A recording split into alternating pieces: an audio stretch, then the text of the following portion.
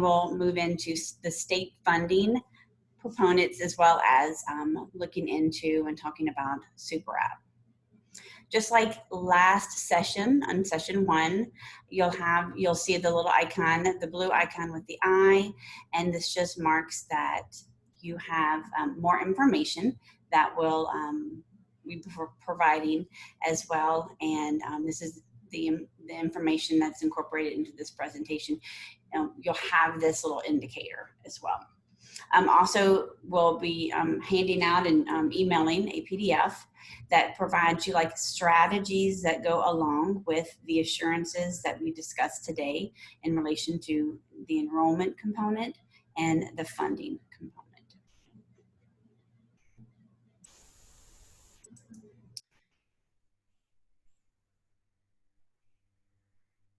Okay.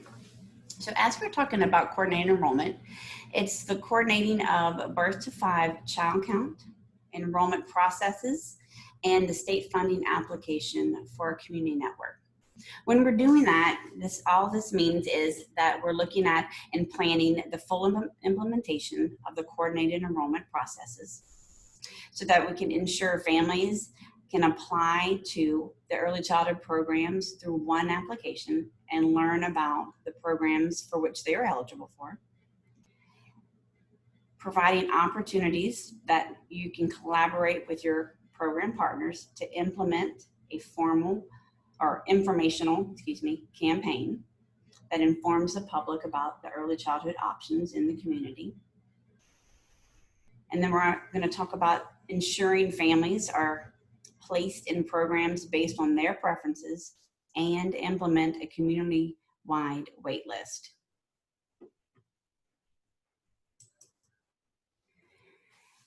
The structure of this webinar is very similar to the last session, where we would provide the assurances that you have read over and signed on in the RFA as a lead agency designation. And then we'll talk about the supports that the department provides for you to complete and fulfill the responsibilities for your lead agency role. So let's just dive in to coordinating enrollment and the first couple of assurances. So one of them is engage program partners, all program partners, in the submission of a coordinated enrollment plan to the department and that it's signed by all program partners. Provide program partners the opportunity to represent in the designing, the reviewing, and the revision of the application, the enrollment application, on an annual basis. And collaborate with program partners and your CCR&R to ensure that the community network's enrollment application is accessible and available year-round, particularly for families that are interested in childcare. So every year, the department will release the coordinated enrollment plan, and it has 4 parts. And initially, whenever coordinated enrollment began, it was going to have to be defined a little bit more clearly, and it was with Act 717. It clearly laid out the 4 components of coordinated enrollment. The first component being the coordinated information campaign. This allowed families to know about the different early childhood programs, the available seats within the community, so that they know where they can go and apply, and they know about the publicly funded programs. The second part is the eligibility. It's one thing for families to be able to know about the available seats and that the early childhood programs available in their community, but now it's important for them to know what programs that they can qualify for. So the coordinated eligibility determination process is a key component to the whole coordinated enrollment plan, because for families, they need to apply, and they also need to know which programs they can be eligible for. And then this allows you as a lead agency to make determinations to determine which programs are going to be at capacity, and also make strategic decisions. the coordinated application. This application allows families to apply one time, and then they apply for all the programs through that one application. It reduces unnecessary burdens for families. You can collect all the families' preferences through one application, all their enrollment choices all at one time. And the fourth section is matching based on the family's preference. And this is another cornerstone of the coordinated enrollment in Louisiana, is that families enroll their child in their highest ranked preference that is, of course, available. So we want children to be enrolled in the program that is based on their family's preference. Now, achieving coordination during the enrollment process is a huge and important step in the whole implementation component. When communities are coordinated, families easily learn about all seats that are available. They know which programs that they're eligible for. They know where to apply, and that there are no unnecessary burdens for the families. There's no duplication. Children aren't enrolled in more than one spot. The lead agency is able to maximize the available programs and spots within their community network. And more children are able to access more spots. But in the event when communities are not fully coordinated, families don't necessarily have one primary contact to learn about early childhood programs. They could be placed on a wait list for one spot, and then another spot may go unfilled. And sometimes it would be difficult for a community network to measure their demand or the true demand and be able to plan to meet the community's needs. The coordination and achieving coordination is a huge effort, and it takes a lot of collaboration.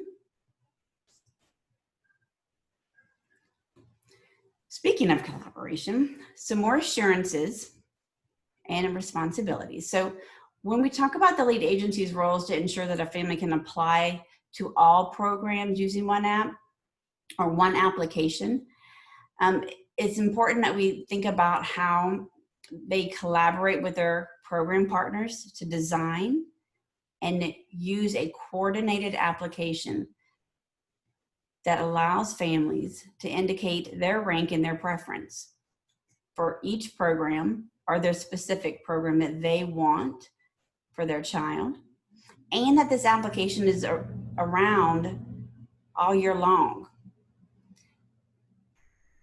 Another assurance for the lead agency is collaborating with your community partners or your program partners to develop and implement that single preliminary eligibility determination process. That uniform process with all program partners is very important so that they can inform families of the programs what they're eligible for, but it also provides accurate information and the collection of the consistent, accurate information from families of the programs. And then informing program partners of eligibility requirements for all the programs so that the appropriate referrals can be made. So when we talk about the assurances for the application, the eligibility determination, and the eligibility requirements, we really get deeper into the coordinated enrollment model. And when you see the full model, it lays it out a little bit easier for you to kind of see how they flow so well and they kind of overlap. When you start your information campaign, you're working to inform families about the programs and really about that community network as a whole.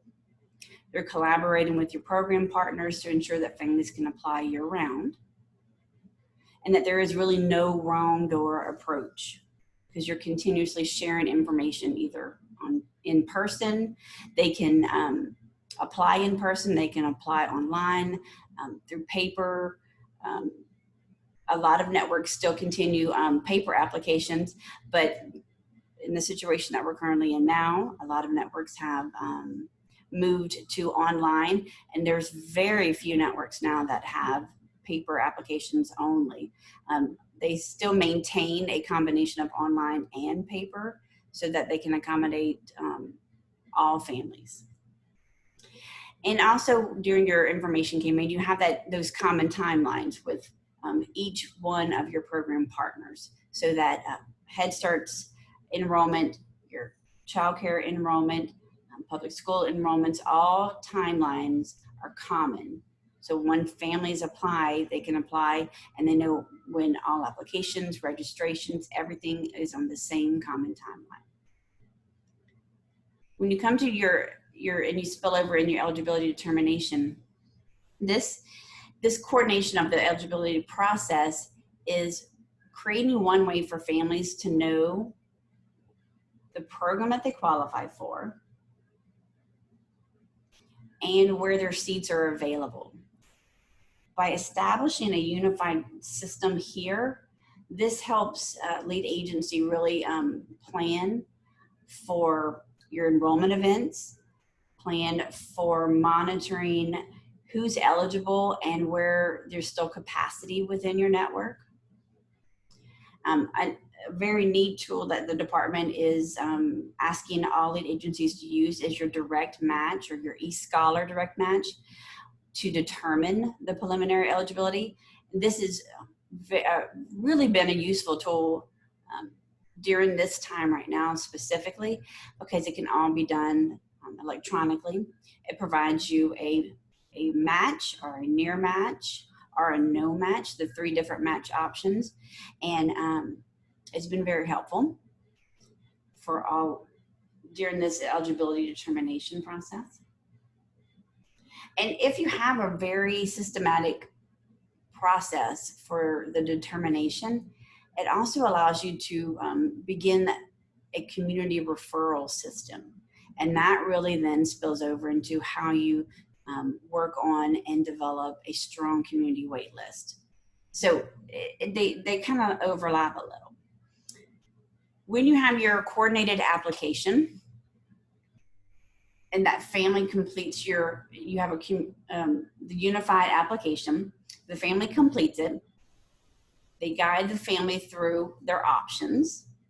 Maybe you have like a coordinated enrollment event, and they're completing their application. It guides the family through all their options based on their eligibility. Families can designate their choice on this application. It allows for families to see the enrollment timelines and that these programs are available year-round. And then it allows you as lead agencies to begin the collaboration on managing where your capacity is within your network to determine and help monitor a community-wide wait list. And then that helps with matching based on preference.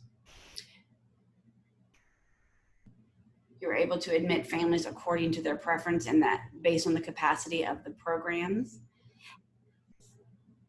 Providing enrollment options throughout the year and collaborating on that wait list. Does anyone have questions about the full model for coordinated enrollment?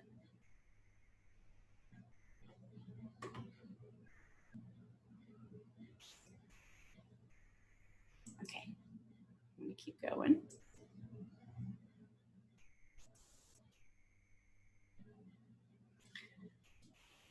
So these are some assurances about the information campaign. This is where you're really just reaching out to the public and the community to inform them of the coordinated enrollment and the community network and all the early childhood programs that are available. And you're promoting raising awareness within the community. Your first assurance is providing all program partners the opportunity to participate in the design of an enrollment information campaign that identifies the community network and their program partners. Also, provide all program partners in the community network the opportunity to plan and participate in the information and enrollment events that are conducted on behalf of the program partners. So this is just a neat example of levels of collaboration and the characteristics of these different levels. When collaborating with your program partners, and you see how these relationships are developed over time. This chart came from a study from Bruce Fry after implementing a grant. They were measuring collaboration among grant partners. In the study, it was on interagency collaboration that kind of focused on government agencies that had been awarded grants. The research group kind of looked at multiple models of collaboration that had developed naturally, organically, and morphed into what you see in the characteristics of each different levels. And after they labeled the characteristics, and only speaking about them and actually having the dialogue about the different characteristics, were they able to kind of brought light to the different characteristics and how they were able to make them real and discuss. And I think their goal was meant to impact the program change, but what resulted was, by identifying these characteristics, collaboration goals were developed and targets were provided and achieved by just discussing the characteristics that were formed out of this study. And they were all incidental. So I just wanted to provide this as an opportunity for you to see and think about how and where the levels of collaboration, the possible goals you might set within your network and with your program partners, whether or not how you may begin, and it may take time to move through the different characteristics and levels to get to the goal that you want to set and achieve for collaboration.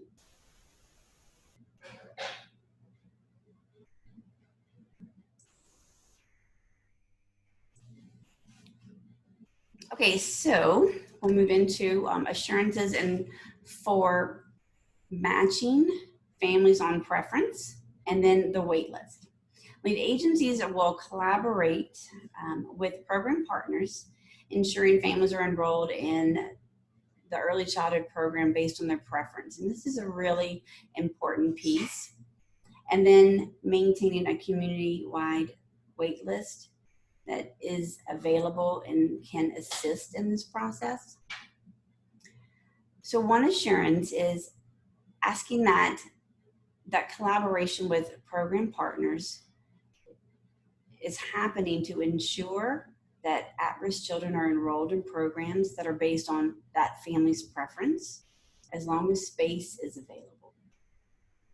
And we hope again that collaboration is continuing with all program partners to develop and maintain a community-wide wait list of unserved infant to 5-year-old children. So families that want publicly funded childcare and education services are identified and their preferences are continued to be noted. So as long as you continue and you maintain that community-wide wait list, and many networks do this in a variety of ways. Some do it through a shared document, and they note families that are eligible and did not get their first choice, and they note who their second and their third choice is. That document is updated by the 5th of the month. Other networks do it through an enrollment software system. Other networks are small enough to where they use just basic systems with just a very small little document. So every system or every network will work out what works best for them, but still maintaining that community-wide wait list is a key component to continuing that families are matched based on their preference.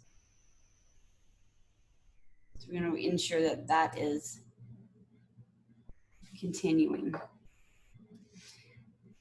I'm sure a lot of you have heard about the tracking of time services, are affectionately known as TOTS.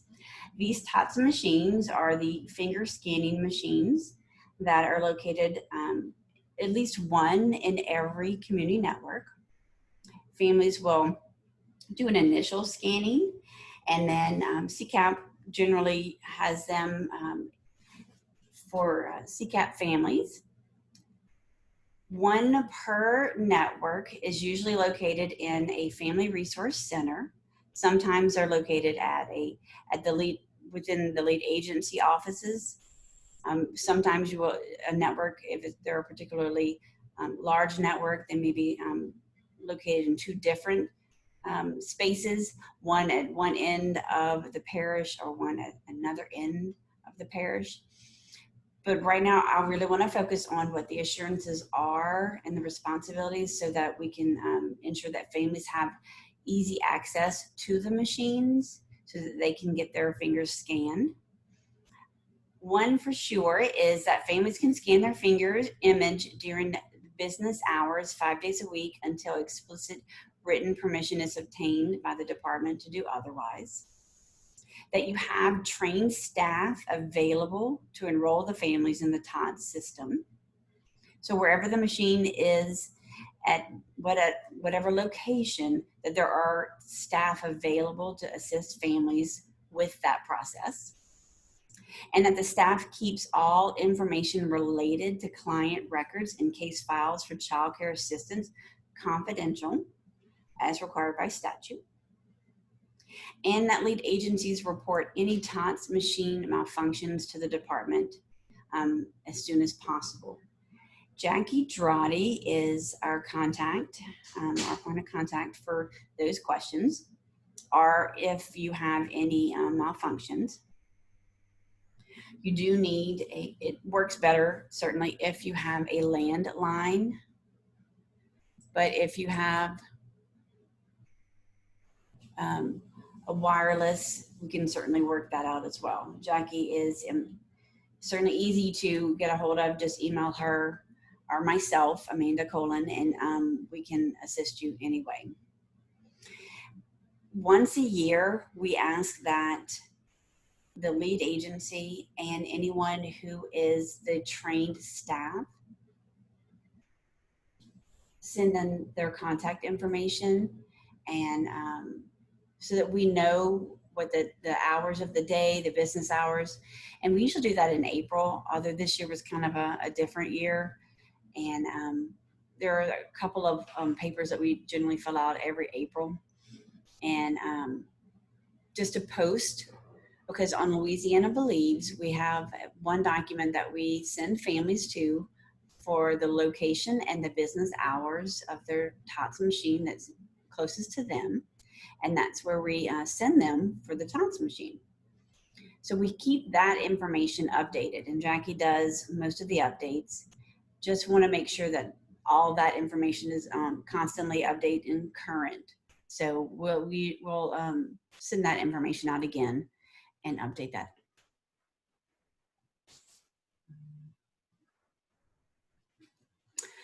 All right, so I wanted to provide an overview of what it looks like to plan coordinated enrollment.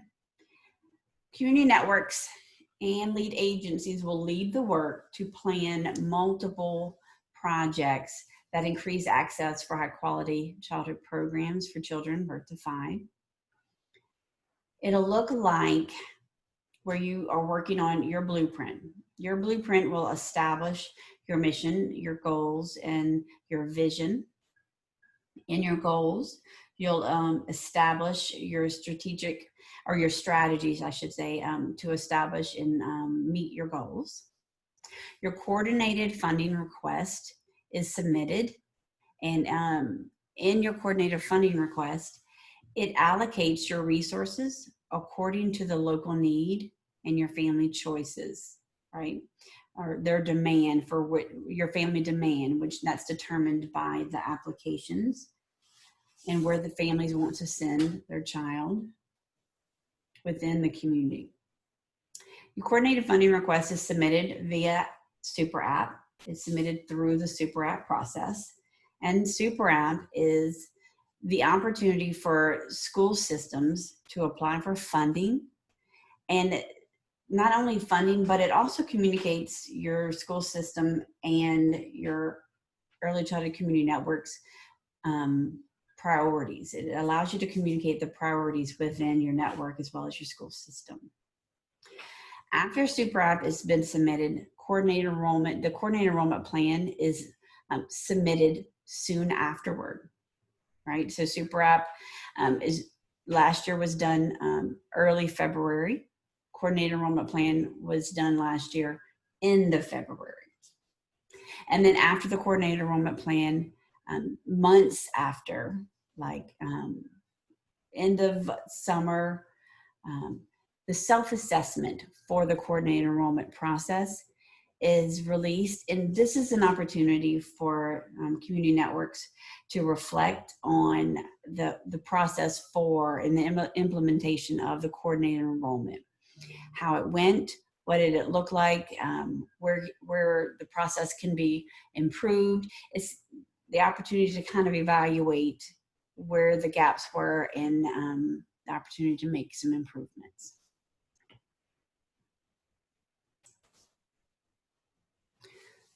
So I'll just take a moment and ask if anyone has any questions. If you want to drop in the chat box, you can take yourself off of mute.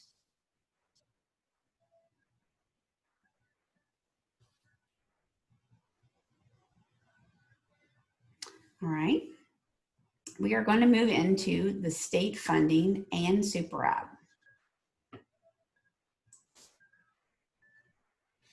So as an overview, we'll discuss state funding and Super App into two parts. The coordinating the count, the child count, the total number of publicly funded children, and submitting that number to the department, and completing and submitting all components of Super App and the coordinated funding request. It's important that lead agencies count all publicly funded children so they can understand the local family demand, and that submitting the state funding application is your allocation of resources by specific funding sources. These go hand in hand. So specific assurances that go and relate to state funding is, the first one is the child count. Counting all at-risk publicly funded birth to 5 children that are being served in the community network. This is done on October 1st and February 1st of each school year. And this report is sent to the department as required. Another assurance is coordinate and submit to the department a community-wide application for early childhood public funding. This would be the coordinated funding request. Also, provide an opportunity for each program partner in the community network and the general public to be able to comment on the proposed funding request prior to the submission to the department. And document the public comment process, what it was, how did it look, include all that documentation in your funding request that's submitted to the department.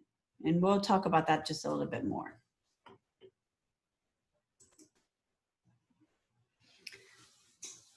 So a lot of you guys may have already been a part of the child count before. It's usually done on October 1st, and the data is submitted by October 31st.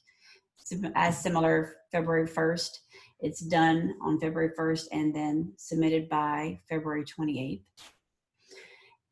Knowing how many publicly funded children they're serving is a huge part of the enrollment process and the enrollment work. It allows you to be able to determine and understand funding sources that are serving children in the community, and the network can better plan and improve access for at-risk children within your community. Your performance profiles includes metrics based on these child counts. But not only that, the child count also provides the department information across the state to understand how funding is used so that we can maximize funding and increase access.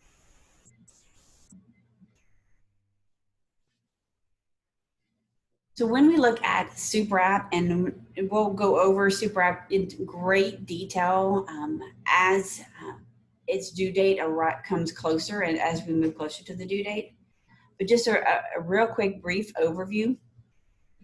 The Super App process provides LEAs the opportunity to share their plans and their priorities to increase access and improve quality for the early childhood programs. There are three main components that are three priorities for your Super App. There is a blueprint, and this is how communities have designed a plan, a strategic plan that explains how they want to move forward to expand access to early childhood, to quality early childhood programs. Then you have access. How can communities maximize existing funding to serve and need children? Communities will have opportunity to indicate what strategies they plan to use to expand access. Then communities will submit their coordinated funding request through the Super App process. And then you also provide information on how you continue to improve the quality of birth to 5 seats through high quality curriculum, professional development, and assessment. Amanda, can I jump in really quickly? Absolutely. I was just going to add, because I know that we have NSU listening in who is not an LEA, that while LEAs are responsible for completing the entirety of the Super App, including the early childhood components, we will work directly with lead agencies that are not LEAs to complete the early childhood components on behalf of the community network. So for the most part, it's LEAs completing Super App, but because NSU, you are the lead agency, we will work with you to complete these particular components outside of the formal Super App process on behalf of your community network. Just wanted to make sure that was clear. Thanks, Taylor. That's such a good point. So last year, the early childhood team also created a lot of guidance on completing the Super App, step-by-step process. So when you receive these slides in a follow-up email and you click here, you'll see, and it's noted throughout, that there is a ton of guidance on completing the Super App. There's wonderful guidance on the funding sources. And when you get to the funding sources in the appendix, it also provides information on how to apply for the funding source, who's eligible for that particular funding source, and all the guardrails for that particular funding source. Oh, I thought I heard someone else. So anyway, really great guidance, funding sources, funding strategies, the step-by-step guidance, and not just on access itself, but as well as great information on quality moving forward, and wonderful guidance on moving forward with the blueprint, as well as even a template for the blueprint. So just a brief overview for the Super App and the blueprint. Blueprints are developed with your early childhood program partners in collaboration, including Head Start, childcare, and they must be representative of what the community wants to achieve for children birth to 5. So basically, they describe the current state of your community early childhood education structure. They include your community network strengths and shortcomings. You want it to be data-driven. The department has also provided data kits, and in the data kits, which is jam-packed with so much data that you won't even ever have to worry about data again, and they're updated. Lizzie, are you on? I am. I was wondering, for like NSU, how do we provide them with the data kits? Well, I believe the data kits were dropped into Bozier's FTP. Okay, So as perfect. soon as NSU has access to the FTP, they should be able to find them in there. Perfect. Okay, great. Thank you. You're welcome. So your FTP will contain your data kits, and inside your data kits, you can learn the entire landscape of your community network. You can dive in and really get to know what's going on in the community network. Also, your blueprint would include critical background information needed to help external stakeholders really better understand your community network's needs. And that's important so that you can begin building that coalition of external stakeholders to support your community network's goals moving forward. For guidance on Blueprint, there's a link right here. And Lizzie, who just spoke a moment ago, is happy to meet with anyone or hop on the phone and discuss blueprints. Yeah, and I'll just add, this is Lizzie, I'll just add that we had a template for blueprints, we had a lot of guidance, and we also did a lot of problem solving with networks as they started working on their blueprints and were considering what were their most important goals, what were their greatest needs, that sort of thing. And it was a very collaborative process, and we would love to help you endeavor on your first blueprint. And I would even say that, you know, we provided a lot of feedback too, Lizzie, didn't we? Yes, we did with drafts of blueprints, especially if they were submitted before Super App. Yeah, we definitely provided a lot of feedback. So as you're working on your blueprint, and if it's a first blueprint and a draft, you know, please let us know. We're happy to provide feedback. Okay, so talking about Super App and improving access. There are questions on the Super App that are specifically regarding improving access and the type of strategies that you're thinking about for young children, and what strategies you're thinking you want to implement. And as I mentioned before, in the Super App guidance created for early childhood, there is a section on funding strategies, and really understanding your funding sources can help you think of even more innovative funding strategies. So as you get ready for Super App, be sure to really dive into that guidance for improving and preparing for the Super App. As well for improving quality. So the department has provided indicators for success about improving early childhood quality. And as you're thinking about that improving quality, here are a couple of these indicators. The lead agency would ensure that central office and site administrators are trained on class observation tool, provide observation feedback to teachers, and use observation results to support staff improvement. Teachers and staff of birth to 5-year-old children have access to and implement high quality curriculum. They receive orientation to curriculum training, ongoing support during the school year, and use high quality curriculum embedded and/or high quality assessments to plan for individual student needs.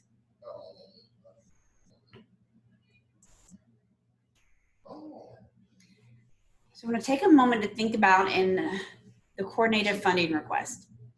There is a guide as well on the coordinated funding request. It's been around even before the Super App was around. This funding request really does outline the funding sources and the seats and how you're allocating and how many seats you're allocating to by site according to funding sources. So as you're creating and diving into the funding request, it's important that you collaborate with your program partners to evaluate their capacity. You can use your data like October 1st count, last year's enrollment data, and your knowledge and your information on funding sources to really be able to determine and create your funding request for the upcoming year. You request seats on the funding request by sites for early childhood programs, and which are funded through, the department. So you have LA4, you have NSECD, and you have the preschool expansion grant. The funding request is submitted within the Super app.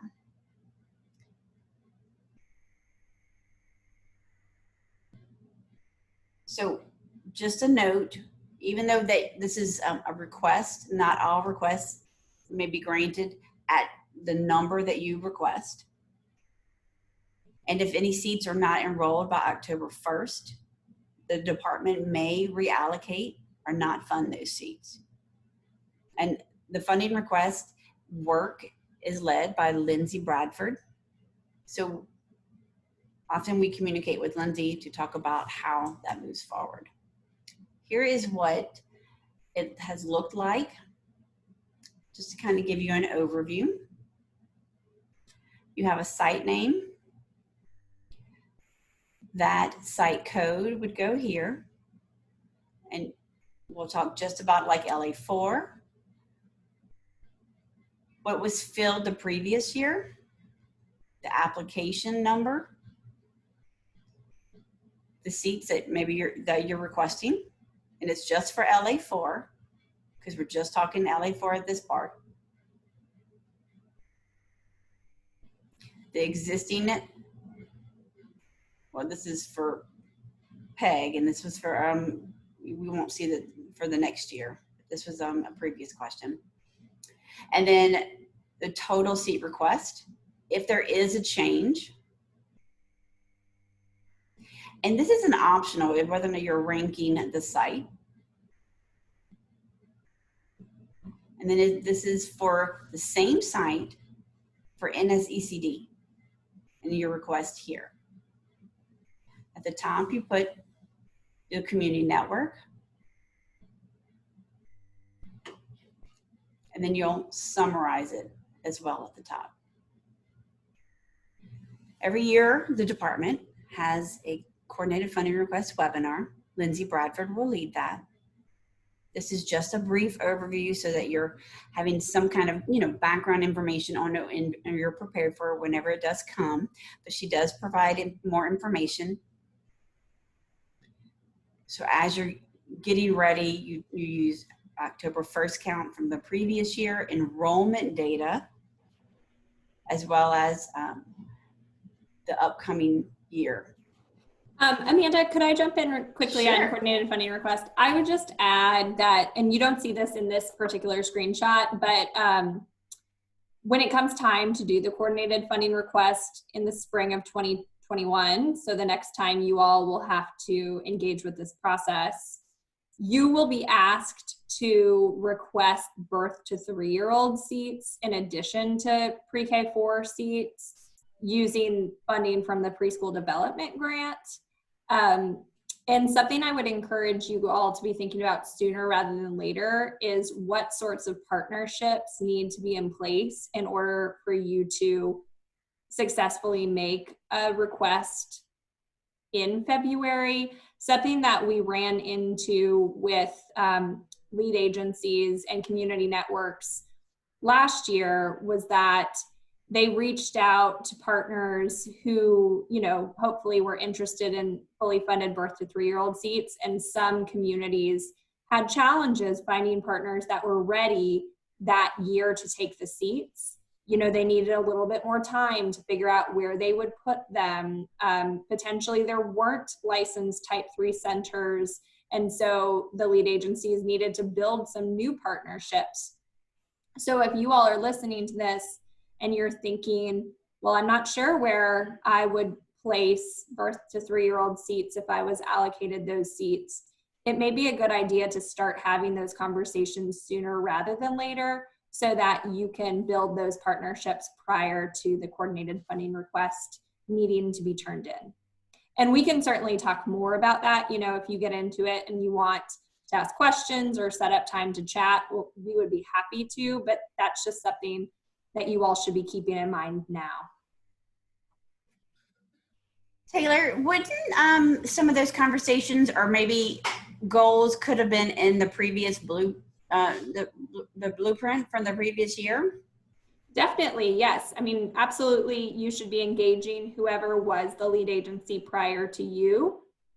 But just make sure that, you know, if work was going to be done to build partnerships, that doesn't fall through the cracks because of you all are new in this role. So yes, you could definitely start with looking at the existing blueprint if there is one, and thinking about who are the, you know, most viable options for partners.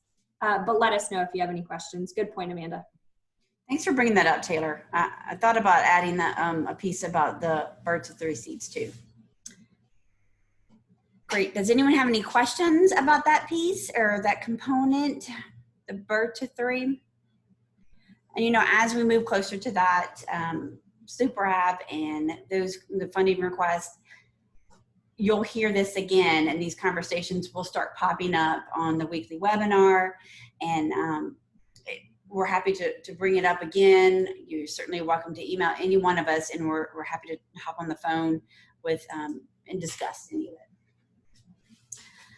So I wanted to put in front of you what we know of and what we have in regards to funding sources. So this is a chart of existing funding sources that can be used to fund early childhood seats, right? And right now, what you want to look at and try to do is maximize the existing funding and really understand how each funding source can be used efficiently. Like in that super app funding or super app early childhood guide that our team worked on last year, and it's linked. We shared a lot of eligibility information, and we talked about how we shared eligibility for 8G that was new to a lot of lead agencies. We shared eligibility information about Title I Part A and early Head Start and Head Start, their community needs assessment, and how they prioritize specifically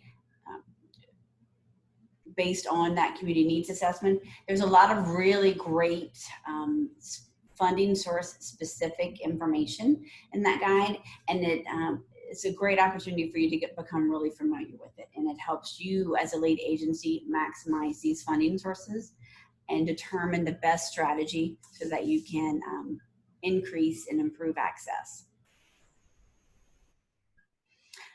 One other thing I'd like for us to be sure to note about the coordinated funding request is one of the assurances we talked about previously was that there is a component of public comment. So the lead agency must provide an opportunity for public comment regarding the funding request, and compile the comments so they can be submitted with the funding request.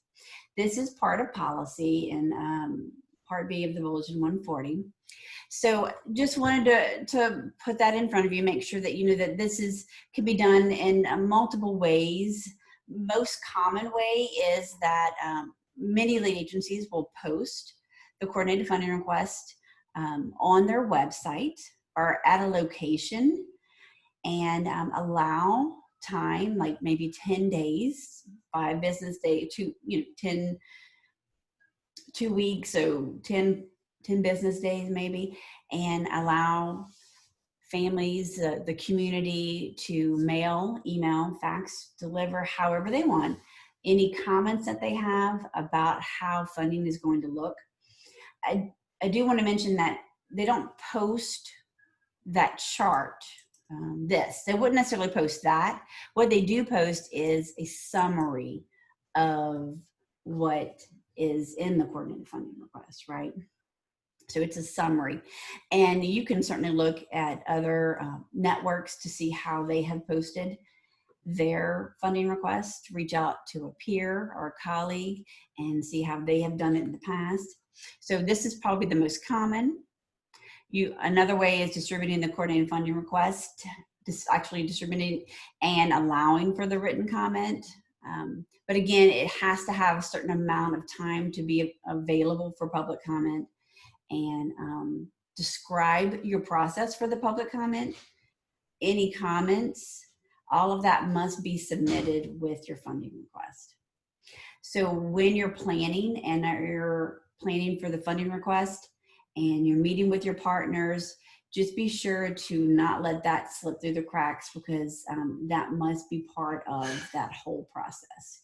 You plan the meeting, then you submit, and then you share publicly, allow the time, collect the information, and then you meet again and talk about the comments. So, okay, so just as a tentative, kind of at a glance, annual timeline, and it just has briefly what it would look like generally in the fall, all the way up to submitting a coordinated enrollment plan. So October, you have your child count. By the end of October, you're submitting it. Remember, please, that this timeline is just in relation to coordinated enrollment and state funding. Not all milestones here for like class observation and TS Gold or anything to there. So you have child count on here, and in fall, we'll release the coordinated enrollment plan. When that happens, we'll generally release it through an email.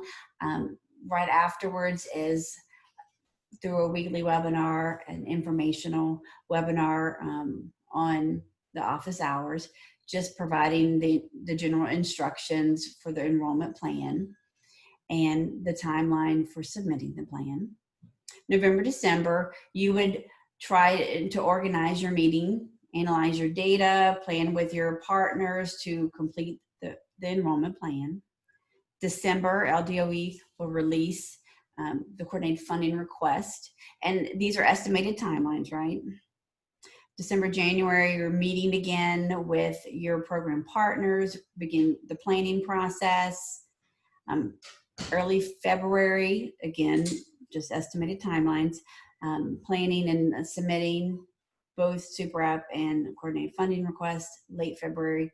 And this timeline, again, is based on last year's timeline. So everything is tentative in regards to how the school year begins.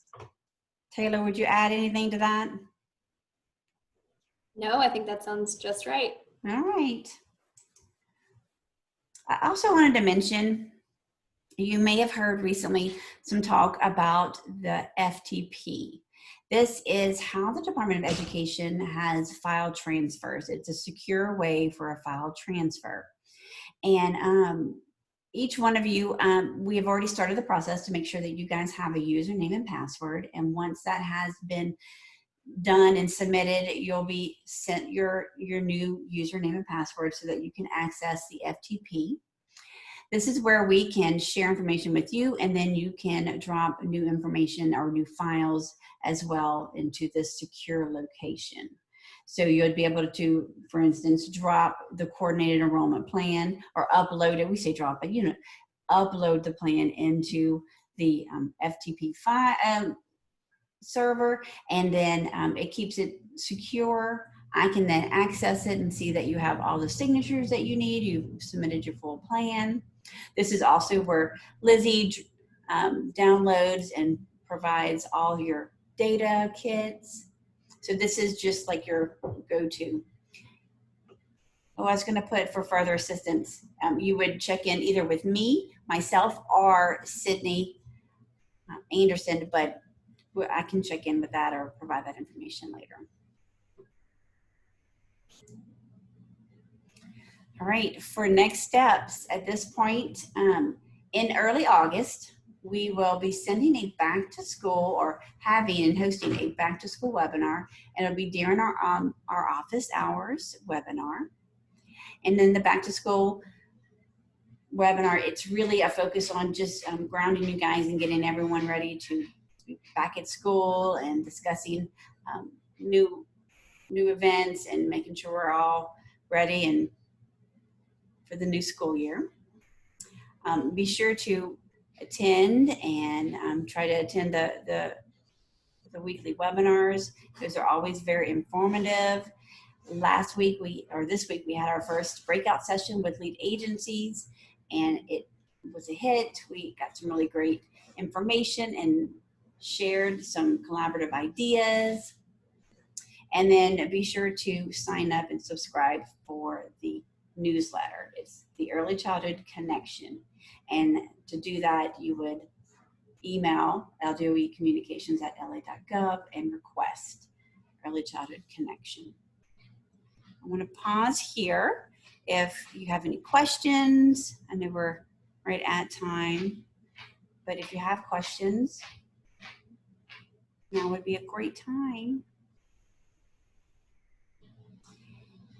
Our goal would be to send these slides to you along with any PDFs for the FTP for instructions. I'd like to send you any other like accompanying documents like our onboarding handout.